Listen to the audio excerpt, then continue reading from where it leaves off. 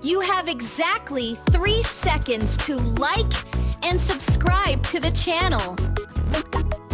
Otherwise, I'll appear in your dreams tonight.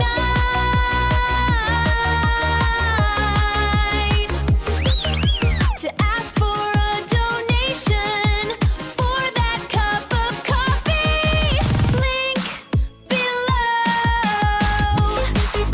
The last true warriors of France died alongside Napoleon. This is a sarcastic saying often used by later generations to criticize the military capabilities of France after the glorious reign of Emperor Napoleon, who is considered the greatest general in human history. Music. However, it's not without reason that people say this, especially after witnessing the French defeats in the Franco-Prussian War, and most disastrously, the humiliating defeat at the hands of Nazi Germany on their home turf in 1940. So what was the reason why a military superpower like France at that time suffered such an easy defeat? All will be revealed by military knowledge in today's video. Music.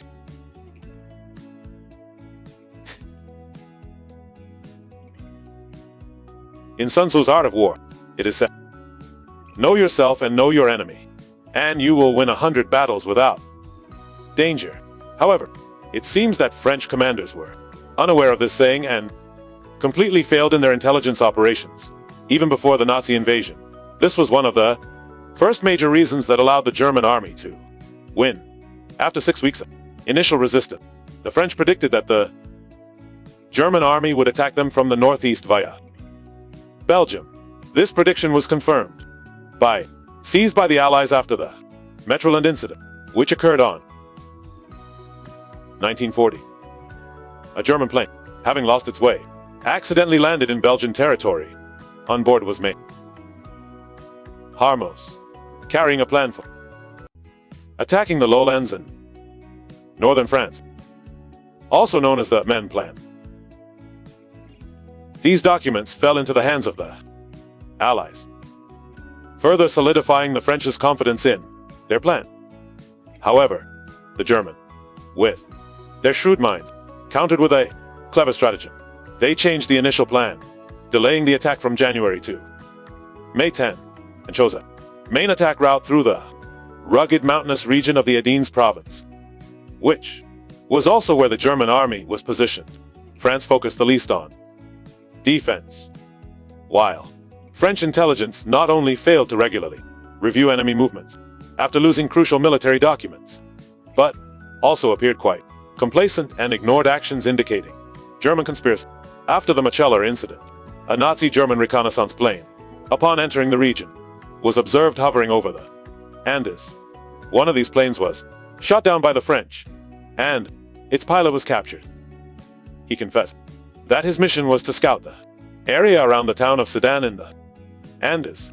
In addition, an unusually large number of German tourists were seen moving around the bustling area. Furthermore, French intelligence learned that the best agents of Nazi German military intelligence had been assigned to scout the area from Sedan to Asbestos, which would become the main direction of German attack. Along with this, the successful interception of encrypted messages from German editing machines confirmed the high risk of a cyber attack.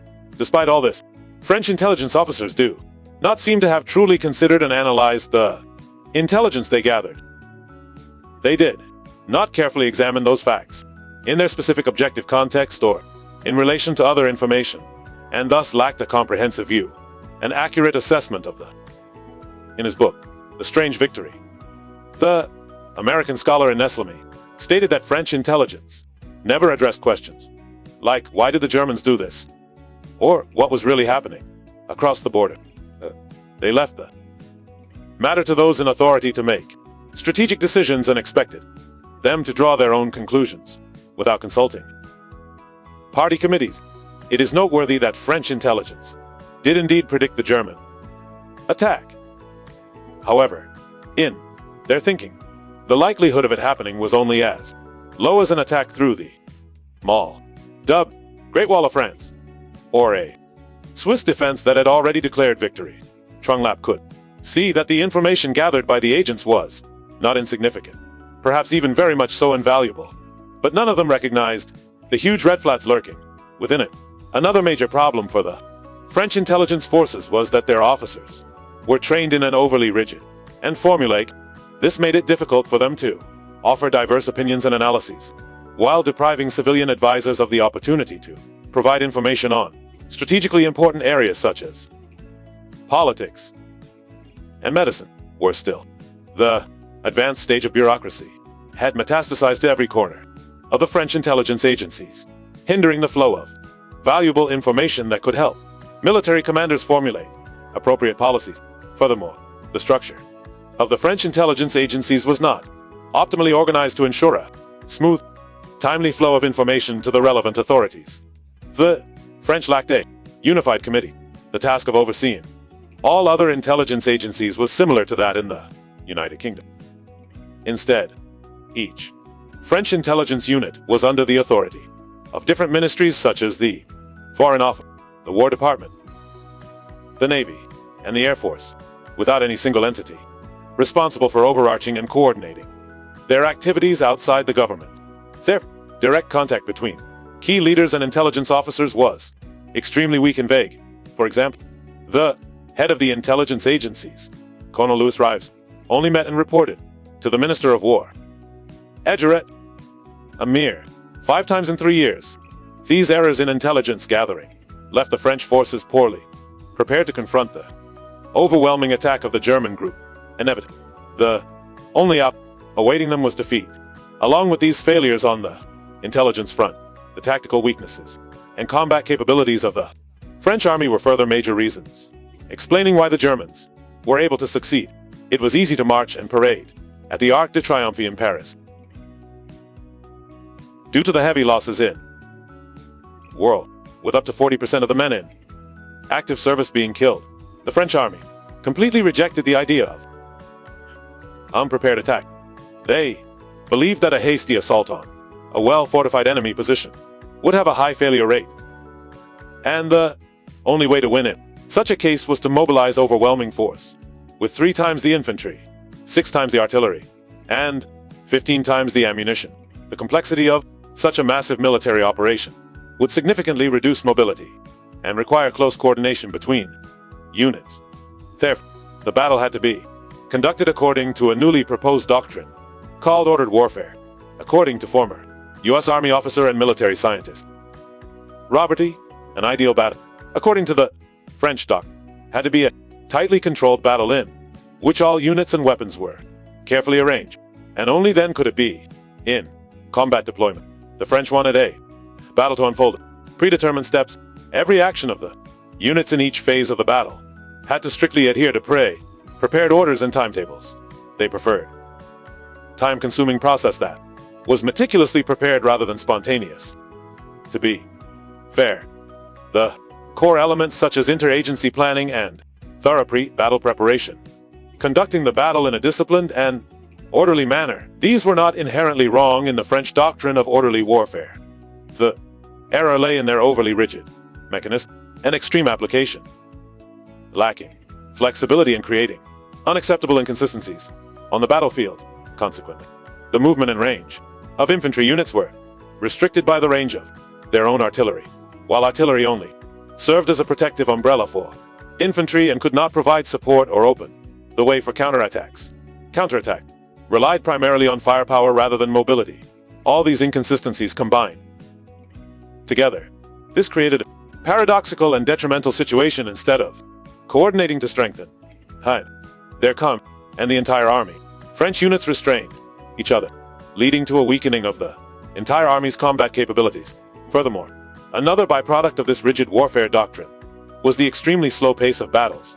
Due to strict requirements and instructions, the French procedures for conducting battles replaced the heavy, formal, and time-consuming nature of the process, or, as former German Army colonel and military historian Kahin called it, the bureaucracy of the battlefield. In his book, Legends of the Small War, Pista argued that the French military system operated lengthy order, like the Hanau Beltway, and this significantly affected the speed of movement, making it difficult for the French to cope with mobile, agile enemies capable of lightning-fast attacks. A prime example being those who had defeated them. The disastrous performance of the Nazi-backed units was another problem contributing to the weakness of French combat. The French lacked an independent armored corps. Instead, tanks were used primarily as support for infantry rather than as a mobile and powerful source of firepower. As a result, the French used armor mainly to help infantry achieve their tactical objectives, and later deployed them freely whenever they deemed appropriate. Therefore, French tanks often appeared sporadically and scattered along the front lines. For example, in the Battle of Stone, the French divided the 3rd Armored Regiment into smaller units to reinforce several divisions of the 21st Corps instead of concentrating it into a powerful penetrating attack. Furthermore, because each battlefield commander preferred to use tanks for the smaller tactical purposes of their unit, tanks in the French army could not be mobilized on a large scale to conduct operations. Furthermore, the French armored officers and units were not trained to conduct independent tank operations. They only knew how to use them for tactical support operations. All these factors led to the French being unable to assemble their armored forces sufficiently and quickly to counter German attack. In addition, the French's poor combat capabilities were also evident in the disjointed links between units and the failure to effectively combine the strength, armor, and air power for subsequent operation. Tanks tended to lack coordination with infantry, while air power rarely provided direct support to ground unit. An example of this is the Battle of Play, 1940, where French 1st Armored Division single-handedly faced a coordinated attack by German infantry, armor, and air power.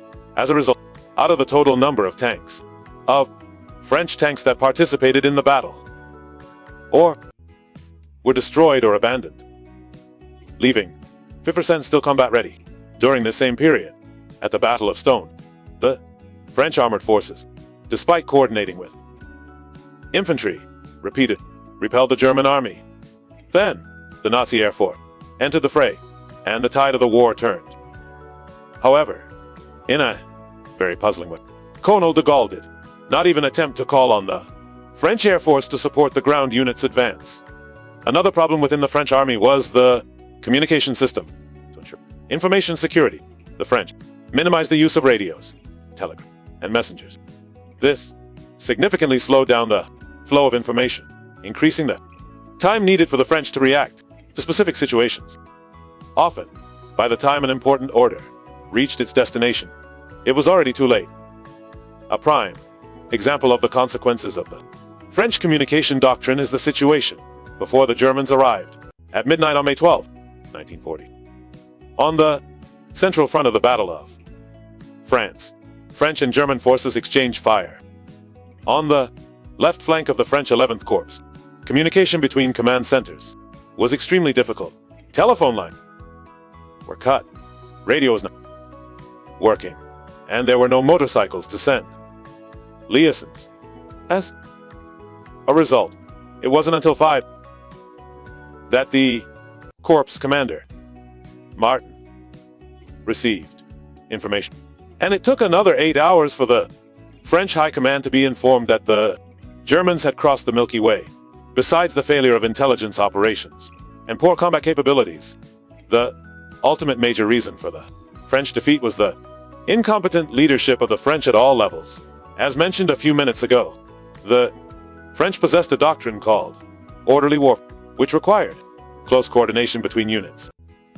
However, another requirement of this theory was that the command system at all levels had to be organized according to the principle of hierarchical leadership. Central, and believed that the authority to make strategic decisions rested with high-ranking leaders who, in their view, were capable of overseeing and coordinating various resources on the front. At the same time, the French also believed that if central commanders could not issue rational troop deployment orders to counter German, French soldiers would be left vulnerable like fish on a grate.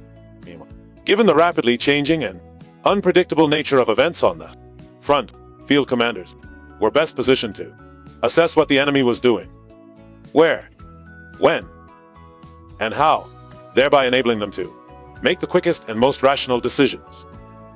However, They often had very little flexibility and initiative in issuing decisions. This meant that French military system was largely unable to react flexibly and promptly to unexpected situations, and could hardly take advantage of the advantages gained by lower-level units. Moreover, the seeds of a weak command system within the French military were sown right in their own military training facilities. For example, the French CA, like Green School, did not encourage its students to think creatively and independently. Instead, they were strictly encouraged to follow existing doctrines without question, without doubt, and without doing anything without slow-acting instructions from above. This is exactly what Germany would expect facing an army incapable of reacting promptly to their attacks, besides bureaucratic command system. As the old saying goes, if the army, the general is beheaded, meaning that all failures are the responsibility of the leader. In the case of France in 19, it was individuals appearing on your screen. Martin, Weygand, Perina, and the Philippines. In the case of France in 1940, this was the responsibility of four people: Martin Weygand, who became the commander-in-chief of French army in the early stages. And his first mistake was not using intelligence information effectively.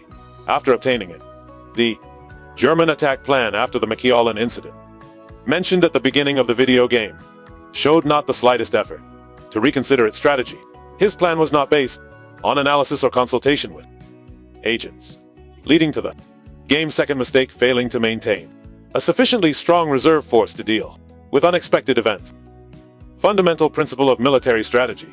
This inadvertently contributed to the surprise attack, subsequent defeat of the French forces. Furthermore, when the French were at a disadvantage, the game's leader did not seem to make any effort or actively act to turn the tide, demonstrating both weakness unworthy of a general and causing a decline in the morale of the soldiers. Speaking of fighting spirit, the next person in the French leadership who deserves punishment is Maxim Weygand, who was promoted to the game on May 19th. If the game's fault was lack of caution, and then Martin Weygand's crime was his defeat in a critical situation. At that moment, the French needed a military leader who would do everything to salvage the situation, which in this particular situation meant continuing the war in another territory, such as the North.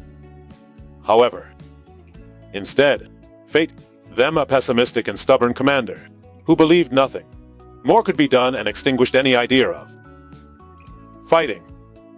He even declared there was an opposition uprising in Paris and was ready to sign an armistice with Nazi Germany to focus on stabilizing the situation domestically.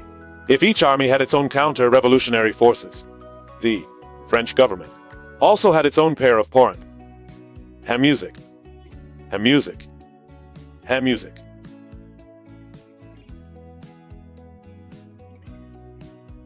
Music.